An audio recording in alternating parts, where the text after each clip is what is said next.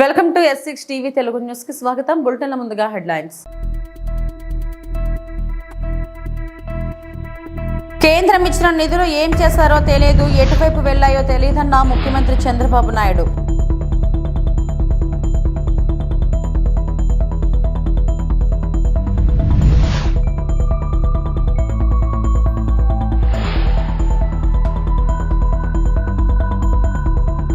ఏఐబీ bank సహకారంతో పల్లెల్లో పక్కా రోడ్లు, ఉప ముఖ్యమంత్రి వర్యులు పవన్ కళ్యాణ్.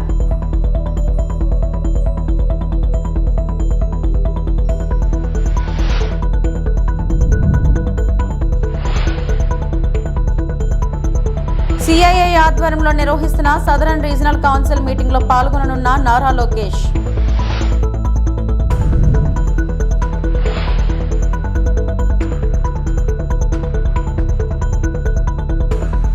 రోజుల్లో అన్ని ప్రభుత్వ శాఖలపై సమీక్షిస్తుంటే జగన్ మార్క్ ఆర్థిక ఉగ్రవాదం చూసి షాక్ తిన్నాను. కేంద్రం ఇచ్చిన నిధులు ఏం చేశారో తెలియదు, ఎటువైపు వెళ్లాయో తెలియదని సీఎం చంద్రబాబు వ్యాఖ్యానించారు. ఈ రోజు మీరు ఒకసారి చూడండి, నేను వాస్తవాలన్నీ మీ ముందర పెట్టాను.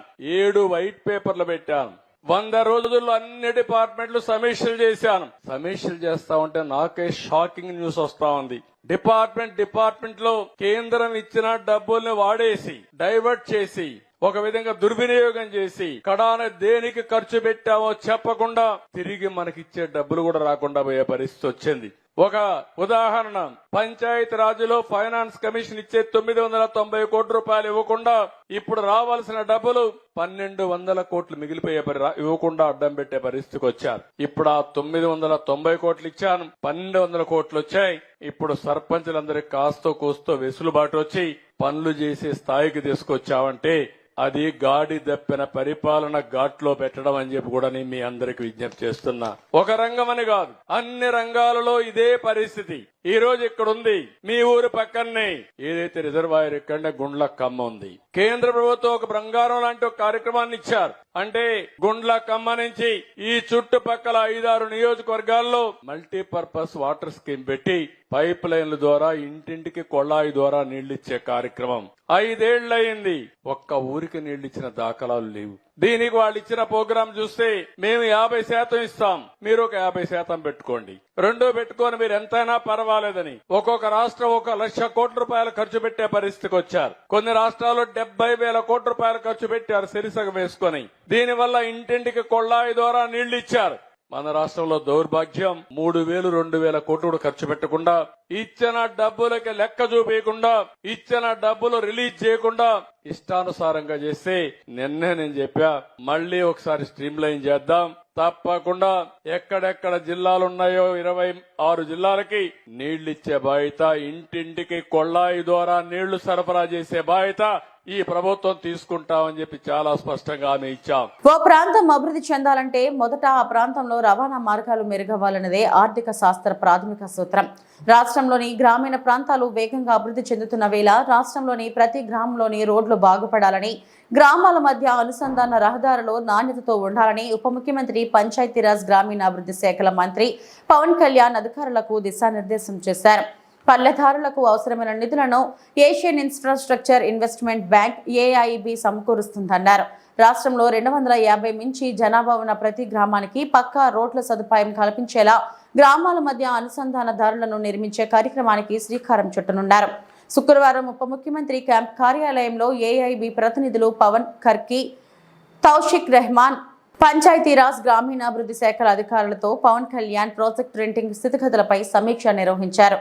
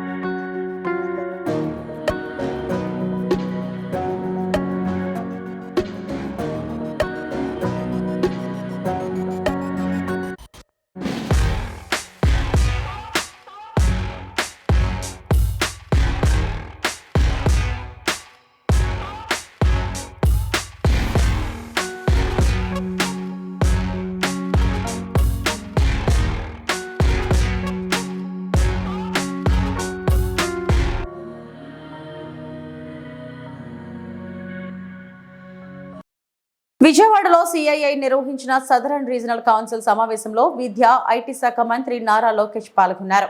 No, Mr. Naidu is in his 4th term as Chief Minister, and he's been telling us that this is going to be like his first term. So you understand when a person becomes Chief Minister multiple times, you would imagine that for them it becomes now a routine. But Mr. Naidu brings in renewed energy to his 4th term as Chief Minister. His previous term was all about ease of doing business. Now it's about speed of doing business. So because investments have increased, investing in hundreds of crores was a big deal. Now everything has become thousands of crores. So a project getting delayed by 3 months, 6 months derails your entire business plan, and we as state understand it. So we have been talking about speed of doing business, and that's what we will stand for. And we are going to compete with other states to deliver on this. Or even governance. AI University is something that's very close to our Honorable Chief Minister's heart, and as the HRD Minister, I will deliver on this.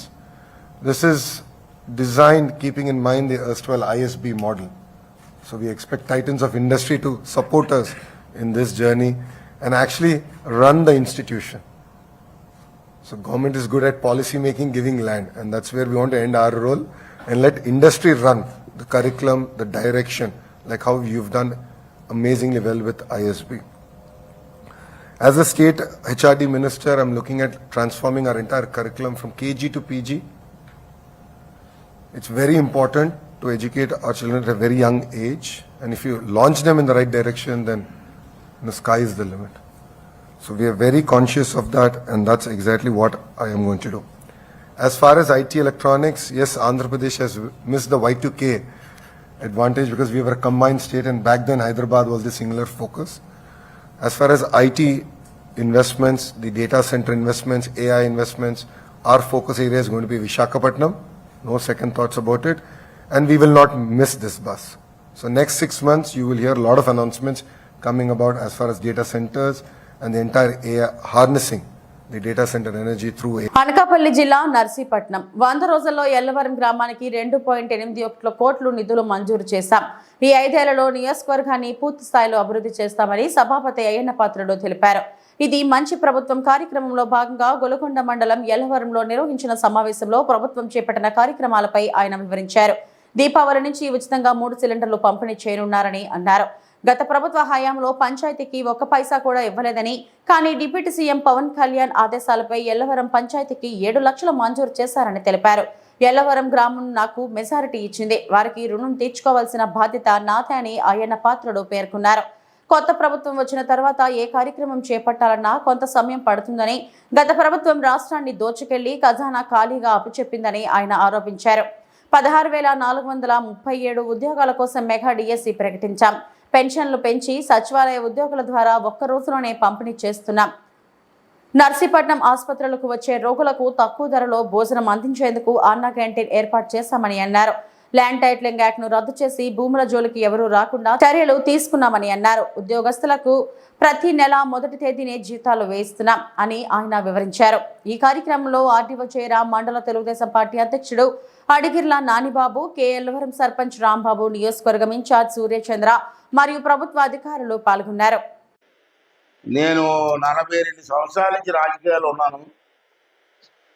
ఈ 11వ ఎమ్మెల్యేకి పోటీ చేశాను. నేను ఎప్పుడు కూడా చూడలేదు. ప్రభుత్వం వచ్చిన తర్వాత ఏదైనా కార్యక్రమం చేయాలంటే, కొత్త ప్రభుత్వం వస్తే కార్యక్రమం చేయాలంటే మినిమం 8 నెలలు పడుతుంది. ఇదని అన్ని సర్దుకోవాలా. మరి పాత ప్రభుత్వం చూసారు, మొత్తం అంతా దోచుకెళ్ళిపోయారు, డబ్బులు లేవు. డబ్బులు లేకపోతే వాళ్ళకి ఇచ్చేవాళ్ళ. ఇప్పుడు మొత్తం దోచుకెళ్ళిపోయాడు, ఖజానా ఖాళీ అయిపోయింది. మళ్ళీ ఖజానా నింపి మీకు డబ్బులు ఇవ్వాలి మేము. కానీ చంద్రబాబు నాయుడు గారు తన తెలివితేటలతో ఏదేమైనా 3 నెలల్లో 100 రోజులు పూర్తయ్యేటప్పటికి మనకు తెలిసి 100 రోజులు పూర్తవుతుంది. కొన్ని కార్యక్రమాలను మనం చెయ్యాలని చెప్పి ఆఫ్ చేయమని ఈ కార్యక్రమాలు చాలా కార్యక్రమాలు చెప్పాం. దాంట్లో కొన్ని కార్యక్రమాలు కేవలం 3 నెలల్లో చేసాం. 3 నెలలు అయింది, మనం 100 రోజులు అయింది మన ప్రభుత్వం వచ్చి మనకు తెలిసి. దాంట్లో ముఖ్యమైనది మన పిల్లలు చదువుకుంటున్నారు, వారికి గత ప్రభుత్వం ఉద్యోగాలు ఇవ్వలేదు, మెగా డిఎస్సి పెట్టలేదు. మనం వచ్చిన తర్వాత కొంతమంది కానీ ఉద్యోగాలు ఇవ్వాలని చెప్పి మన చంద్రబాబు నాయుడు గారు ఇప్పుడు మన పిల్లల కోసం 16,437 ఉద్యోగాలు ఇచ్చారు. అది ఇవన్నీ కూడా గవర్నమెంట్ ఉద్యోగాలే. గత ప్రభుత్వంలో ఒక ఉద్యోగం కూడా ఇవ్వలే. ఈ 16,437 మందికి ఇప్పుడు ఇంటర్వ్యూలు జరిగితే ఈ రాష్ట్రంలో 16,000 మందికి ఉద్యోగాలు ఇచ్చే అవకాశాలు, గవర్నమెంట్ ఉద్యోగాలు, మన ప్రైవేట్ ఉద్యోగాలు కాదు, ఇవన్నీ గవర్నమెంట్ ఉద్యోగాలే. రెండోది, వియత్నాం ఏపీల మధ్య పర్యాటక సాంస్కృతిక సంబంధాలను బలోపేతం చేసే లక్ష్యంతో విజయవాడలో కాండేక్లేవ్ నిర్వహించారు. రాష్ట్ర పర్యాటక సాంస్కృతిక శాఖ మంత్రి కందుల దుర్గేష్, వియత్నాం అంబాసిడర్ ఎంగ్యుయెన్ దానాయ్ ముఖ్య అతిథులుగా హాజరయ్యారు. రాష్ట్రంలోని పర్యాటక ప్రదేశాలు, ఇక్కడ పర్యాటక రంగ అవకాశాల గురించి మంత్రి వారికి వివరించారు. ఏపీ నుంచి వియత్నాంకు నేరుగా విమాన సర్వీసులను వైట్ జెట్ ద్వారా ప్రారంభించేందుకు చొరవ చూపుతామని ఎంగ్యుయేషన్ దానాయ్ తెలిపారు. వియత్నాంలోని యునెస్కో ప్రతిపాదిత ప్రదేశాలు, ప్రాచీన భారతీయ సంస్కృతికి ముడిపడిన మరెన్నో ప్రాంతాలు భారతీయ పర్యాటకులను ఆకర్షిస్తున్నాయన్నారు. ఈ వీసా వ్యవస్థతో ప్రయాణం మరింత సులభతరం చేయడంతో రాబోయే రోజుల్లో జాతీయ పర్యాటకుల సంఖ్య 1 మిలియన్ మార్కును చేరాలని తాము ఆశిస్తున్నట్లు చెప్పారు.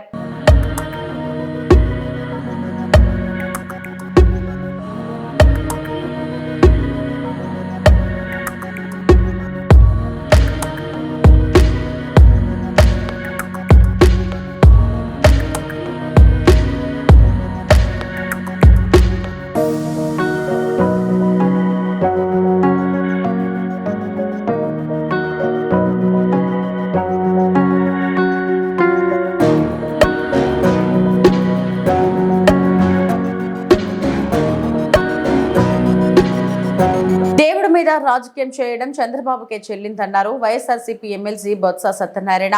చంద్రబాబుకు చిత్తశుద్ధి ఉంటే తిరుమల లడ్డు వివాదంలో విచారణ చేసి నిజాలు తేల్చాలి. దేవుడికి అపచారం చేస్తే శిక్ష అనుభవించాల్సిందేనని ఘాటు వ్యాఖ్యలు చేశారు. అలాగే ప్రసాదంపై వచ్చిన ఆరోపణలపై న్యాయ విచారణ లేదా సిబిఐతో విచారణ జరిపించాలని డిమాండ్ చేశారు. ఎమ్మెల్సీ బొత్స శనివారం విశాఖలో మీడియాతో మాట్లాడుతూ కూటమి ప్రభుత్వం 100 రోజుల పాలన అటర్ ఫ్లాప్ అయింది. ప్రభుత్వ వైఫల్యాలను డైవర్ట్ చేసేందుకు విష ప్రచారం చేస్తున్నారు. దేవుడి మహాప్రసాదంపై తప్పుడు ప్రచారం మంచి పద్ధతి కాదు. దేవుడి మీద రాజకీయం చేయడం చంద్రబాబుకే చెల్లింది. దేవుడితో రాజకీయాలు చేయడం ఎందుకు? దేవుడితో ఆటలాడితే ఎప్పటికైనా శిక్ష తప్పదు. దేవుడికి అపచారం చేస్తే శిక్ష అనుభవించాల్సిందే. చంద్రబాబుకు చిత్తశుద్ధి ఉంటే విచారణ చేయించండి. విచారణ చేపట్టి వాస్తవాలను వెలికి తీయండి బొత్స సత్యనారాయణ అన్నారు. ఒక్కసారి ఉలిక్కిపట్టుకు వచ్చినాయి. దయచేసి దాంతోపాటు మరణ అక్కడి నుంచి ఏ పార్టీలు ఉన్నాయండి, దాని మీద వచ్చే చర్చబాదులు సోషల్ మీడియాలోనూ పత్రికల్లోనూ, ఇవాళ పత్రికలో చూస్తే ఇంకా అసభ్యంగా అసందర్భంగా దాని మీద వచ్చే రాతలు, ఇది సమంజసం కాదు. అధికారంలో ఉన్న వ్యక్తులు ఏదైనా ఆరోపణలు చేసినప్పుడు మీ చేత అధికారం ఉంది, మీరే అధికారం ఉన్న నాయకులు, రాష్ట్రంలో మీ కూటమే దేశంలో అధికారంలో ఉంది. ఎంక్వైరీ చేయండి, దాని మీద విచారణ జరపండి. విచారణ జరిపి వాట్ ఇస్ ది ఫ్యాక్ట్ అనేది ఏమిటి నిజాలు తేల్చండి. తేల్చిన తర్వాత అది పెట్టి అప్పుడు మీరు మాట్లాడితే దానికి సంబంధించి ఉంటుంది. అంతేగాని పాసింగ్ రిమార్క్స్ చేసి ఇలాంటి కార్యక్రమాలను రాజకీయ కోణంలో భగవంతుని వినియోగించుకోవడం, వారి పేరును వచ్చి రాజకీయాల్లో చొప్పించడం అనేది చాలా దురదృష్టకరం. ఎందుకంటే దేవుడితో మనం ఆటలాడుకోవడం మంచి సమంజసం కాదు. ఏదో చిన్న చిన్న విషయాలు కాదు. మనం అనుకుంటాం చట్టాల్లో ఉచ్చుకులు తీసుకొని చట్టాలకు అతీతంగా మనం ప్రవర్తించవచ్చు, కానీ దేవుడితో వచ్చి మనము దాన్ని వచ్చి చేస్తే ఎవరైనా సరే దానికి మాత్రం ఇవాళ కాదు రేపు ఉంటుంది శిక్ష అనుకోవచ్చు. దేవుడు మనకు కనిపించదు కదా, ఏదో రాత్రిలో ఉన్నాడు కదా, పర్వాలేదులే అని అనుకోవచ్చు, ఎక్కువగా ఆలోచన ఊహించుకుని మాట్లాడవచ్చు, కానీ తప్పది. ఇవాళ ఏ మతమైనా, ఏ కులమైనా, ఏ వ్యక్తి అయినా, ఏ వర్గమైనా అందరికీ మనస్సు అనేది ఒకటి ఉంటుంది, మనస్సాక్షి అనేది ఒకటి ఉంటుంది. ఆ మనస్సాక్షి ప్రకారం ఆలోచన చేసుకుంటే ఆ సాక్షే భగవత్ స్వరూపం. అది మనల్ని ఉట్టిపోనిది ఒక తప్పుగా చేస్తే, దేవుడికి అపచారం చేస్తే, అపఖ్యాతి తీసుకొస్తే తప్పు అది ఊరికిపోదు. ఇవాళ కాకపోతే రేపైనా దాని శిక్ష అనుభవించవలసిందే. దయచేసి ఇంతటితో ఇది ఆపండి. మీకు చేతనైతే దాని మీద ఎంక్వైరీ చేయండి, మీకు చిత్తశుద్ధి ఉంటే ఎంక్వైరీ జరిపించండి, దాని మీద వాస్తవాలు తీసుకురండి, అప్పుడు మాట్లాడండి. అంతవరకు కూడా పత్రికలు కానీ పత్రికాధిపతులు కానీ రిక్వెస్ట్ చేస్తున్నాను, రాజకీయ పార్టీలు రిక్వెస్ట్ చేస్తున్నాను, దీనికి ఇంతటితో పరిసమాప్తం పెట్టండి, పెట్టి ఎంక్వైరీ చేసి అప్పుడు వాస్తవాలను శిక్షించండి. ఎన్డీఏ కూటమి ప్రభుత్వం పాలనకు 100 రోజులు పూర్తి అయిన సందర్భంగా తణుకు పట్టణం 3 మరియు 4 వార్డులలో నిర్వహించిన ఇది మంచి ప్రభుత్వం ప్రజావేదికలో శాసనసభ్యులు అరిమిల్లి రాధాకృష్ణ పాల్గొన్నారు. ఈ సందర్భంగా మాట్లాడుతూ దేశ ప్రధాని నరేంద్ర మోడీ ఆశీస్సులతో CM Nara Chandrababu Naidu, deputy CM Pawan Kalyan నాయకత్వంలో ఏర్పడిన కూటమి ప్రభుత్వంలో 100 రోజుల్లో జరిగిన సంక్షేమ అభివృద్ధి కార్యక్రమాల గురించి ప్రజలకు వివరించారు. సంక్షోభంలోనూ సంక్షేమం అందించి అభివృద్ధికి రెక్కలు తొడిగి ఇచ్చిన హామీలను నిలబెట్టుకుంటూ మొదటి 100 రోజుల్లోనే ఇది మంచి ప్రభుత్వం అని ప్రజల చేత అనిపించుకుంటుందని అన్నారు. ఈ కార్యక్రమంలో కూటమి నాయకులు, కార్యకర్తలు, వార్డు ప్రజలు, అధికారులు తదితరులు పాల్గొన్నారు. ఈ ప్రభుత్వం ముందుకు వెళ్తున్నటువంటి విషయం మనందరికీ కూడా తెలుసు. గత ప్రభుత్వంలో వైఎస్ జగన్మోహన్ రెడ్డి ఏ విధంగా ఈ రాష్ట్రాన్ని భ్రష్టు పట్టించారో, వ్యవస్థలను ఏ విధంగా నిర్వీర్యం చేశారో మనందరం కూడా చూసాం. ఈరోజు మీరందరూ కూడా టీవీలు చూస్తున్నా, పేపర్లు చదువుతున్నా, ఈరోజు కనిపించే అంశం కూడా మనందరం కూడా ఆలోచన చేయాలి. ఆవు నెయ్యి ఎంత ఉంటుందమ్మా కేజీ? అమ్మా ఎంత ఉంటుంది చెప్పండి ఒకళ్ళు. అమ్మా 700. ఆవు నెయ్యిని కూడా తిరుపతి లడ్డూలో కలిపే ఆవు నెయ్యిలో కల్తీ చేసినటువంటి వ్యక్తి జగన్మోహన్ రెడ్డి. ఈరోజు 350 రూపాయలకు ఆవు నెయ్యి దొరికిందంట వాళ్ళకి. ఈరోజు అవి పరీక్షలు చేయిస్తే ఆవు నెయ్యిలో ఏముందంటే అంతా కూడా కల్తీ. అవన్నీ కూడా పరీక్షలు చేయించారు ఈ ప్రభుత్వం వచ్చిన తర్వాత. వాళ్ళు ఉపయోగిస్తున్నటువంటి ఆవు నెయ్యిలో ఏమేమి ఉన్నాయని పరీక్షలు చేయిస్తే అందులో జంతువుల కొవ్వు, అలాగే కల్తీ నూనె, కల్తీ చేప నూనె, అలాగే ఇతర కల్తీ పదార్థాలు అన్నీ కూడా కల్తీతో కూడినటువంటి. పరిసరాల పరిశుభ్రతతో పాటు పచ్చదనం పెంపొందించాల్సిన బాధ్యత ప్రతి ఒక్కరిపైన ఉందని కమిషనర్ ఎన్ మౌర్య అన్నారు. స్వచ్ఛతా హీ సేవ కార్యక్రమంలో భాగంగా శనివారం ఉదయం సీతమ్మ నగర్ మాస్టర్ ప్లాన్ రోడ్లో సామూహిక మొక్కలు నాటే కార్యక్రమాన్ని నిర్వహించారు. మహిళా సంఘాల మహిళలతో కలిసి కమిషనర్ మౌర్య మొక్కలు నాటారు. ఈ సందర్భంగా కమిషనర్ మాట్లాడుతూ స్వచ్ఛతా హీ సేవ కార్యక్రమంలో భాగంగా 15 రోజుల పాటు గాంధీ జయంతి వరకు వివిధ కార్యక్రమాలను నిర్వహిస్తున్నామన్నారు. అందులో భాగంగానే మొక్కలు నాటడం, పరిసరాలు పరిశుభ్రం చేయడం, వెస్ట్ టు వండర్ ఆర్ట్, పలు ప్రాంతాల్లో పెయింటింగ్ వేయించడం, కొన్ని కార్యక్రమాలు నిర్వహిస్తున్నామన్నారు. మొక్కలు నాటడమే కాదని వాటిని పరిరక్షించడం కూడా మన బాధ్యతగా తీసుకోవాలన్నారు. ప్రజలు తడి పొడి చెత్త వేరువేరుగా చేసి తమ సిబ్బందికి అందించాలన్నారు. చాలా మంది చెత్తను మురుగు కాలువల్లో వేసేస్తున్నారని, దీంతో మురుగునీరు ఎక్కడికక్కడ ఆగిపోతున్నాయన్నారు. ప్రజలు అవగాహనతో చెత్తను తమ సిబ్బందికి అందించాలని కోరారు. పరిశుభ్రత అంటే మన ఇళ్లు మాత్రమే శుభ్రం చేసుకోవడం కాదని, పరిసరాలను కూడా పరిశుభ్రంగా ఉంచుకోవడం అని అన్నారు. ఇటీవల హెల్త్ ఆఫీసర్ తమ సిబ్బందితో కలిసి నగరంలో ప్లాస్టిక్ రైడ్స్ నిర్వహించామని, పెద్ద ఎత్తున నిషేధిత ప్లాస్టిక్ వస్తువులు స్వాధీనం చేసుకున్నామని తెలిపారు. ఈ కార్యక్రమంలో deputy commissioner Amarayya, health officer doctor యువ అన్వేష్, ఉద్యానవన శాఖాధికారి హరికృష్ణ, శానిటరీ సూపర్వైజర్ చెంచయ్య తదితరులు పాల్గొన్నారు.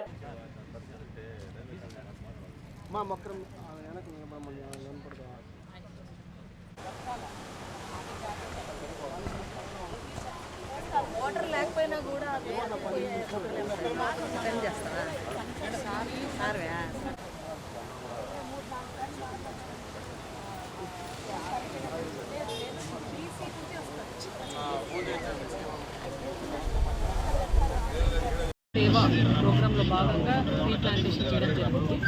మనకి స్వచ్ఛత ఈ సేవ 2 వారాల ప్రోగ్రామ్. అన్ని యాక్టివిటీస్ మనం గాంధీ జయంతి ముందు 2 వారాలు డిఫరెంట్ యాక్టివిటీస్ టేకప్ చేస్తున్నాము. ముఖ్యంగా ఈ ట్రీ ప్లాంటేషన్, మాస్ క్లీన్లీనెస్, పబ్లిక్ని ఇన్వాల్వ్ చేసి క్లీన్లీనెస్, దాని తర్వాత వేస్ట్ టు ఆర్ట్ అనేది కూడా మనం ఒకరోజు కాంపిటీషన్ కండక్ట్ చేయడం జరుగుతుంది 26న. అండ్ పెయింటింగ్స్ మన స్లమ్ ఏరియాస్కి, డివైడర్స్కి అండ్ వాల్స్కి పెయింటింగ్స్ కూడా మనము స్పాన్సర్షిప్తో పెయింటింగ్స్ కూడా వేపిస్తున్నాము. అలాగే మనం కొన్ని క్లీన్లెస్ టార్గెట్ యూనిట్స్ అనేది ఐడెంటిఫై చేస్తాము. సో అవన్నీ కూడా ఈ డ్రోన్ ద్వారానే పైనుంచి గవర్నమెంట్ నుంచి వచ్చాయి, అవన్నీ కూడా క్లీన్ చేయించాము. ప్రజలు కూడా ఒక విజ్ఞప్తి ఏంటంటే, మనము స్వచ్ఛత అండ్ క్లీన్లీనెస్ అనేది ప్రతి ఒక్కరి రెస్పాన్సిబిలిటీ, బాధ్యత.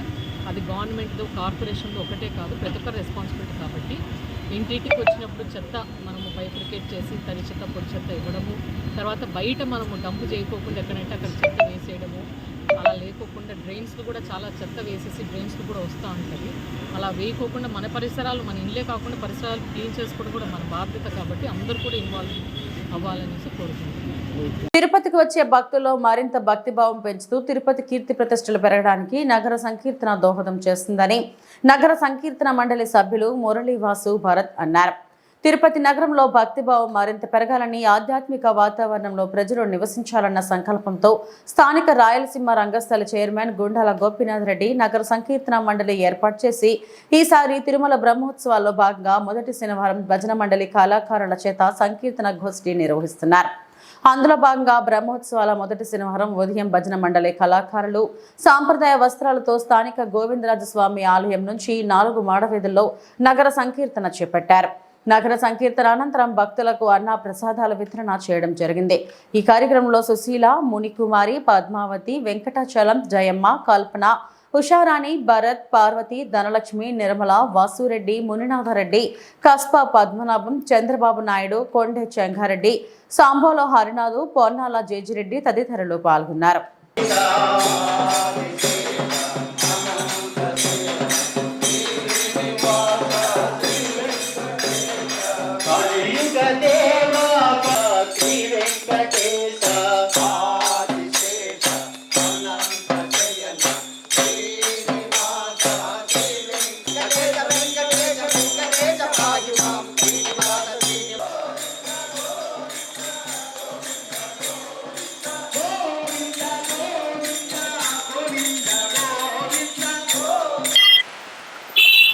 తిరుమల శనివారాల భాగంగా మొదటి శనివారం నాడు మంచి వర్షం కురిసింది. తిరుపతిలో శుభసూచకము.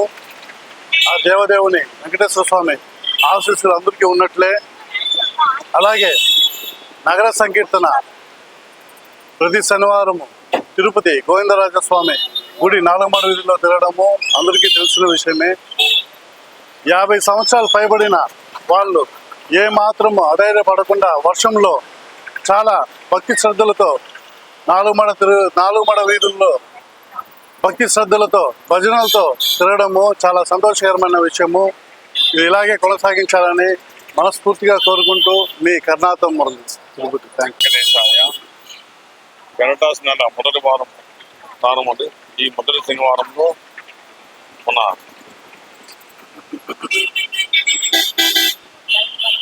గోవిందరాజస్వామి గుడి 4 మాడ వీధులలో నగర సంకీర్తన ద్వారా, పాటల ద్వారా ఆలపిస్తూ నగర సంకీర్తన కార్యక్రమాలు చేసుకుంటూ 4 మాడ వీధులు తిరుగుతూ ఉంటే ఆ పరమాత్ముడు ఏదో రూపంలో మన మొర ఆలకించి అందరికీ అష్టైశ్వర్య అడ్డు పొరిగిస్తానే ఒక సంకల్పంతో అందరికీ ఒక మంచి బుద్ధి మంచాలను చదువుతుంది కావాలని, దేవుడి మీద భక్తి ఆలోచన పెంపొందించాలని చదువుతో ఈ 4 మాడ వీధుల్లో ప్రతి శనివారం మొదటి శనివారంతో ఆ వెంకటేశ్వర ఆశిస్తూ అండాదన్న పెద్ద ఊరు ఉండాలని మనసుగా కోరుకుంటూ ఓం నమో వెంకటేశాయ. కాణిపాకం శ్రీ వరసిద్ధి వినాయక స్వామివారి ఆలయంలో ప్రత్యేక ఉత్సవాలు వైభవంగా జరుగుతున్నాయి. శుక్రవారం రాత్రి స్వామివారు విమానోత్సవం సందర్భంగా వాహనంపై ఊరేగుతూ భక్తులకు దర్శనమిచ్చారు. ఈ కార్యక్రమానికి ఉభయదారులుగా ఐరాలకు చెందిన రామకృష్ణ పిల్లై కుమారుడు కేఆర్ గణపతి కుటుంబ సభ్యులు వ్యవహరించారు. ఈ కార్యక్రమంలో ఆలయ ఈవో గురుప్రసాద్, ఏఈఓ విద్యాసాగర్ రెడ్డి పాల్గొన్నారు.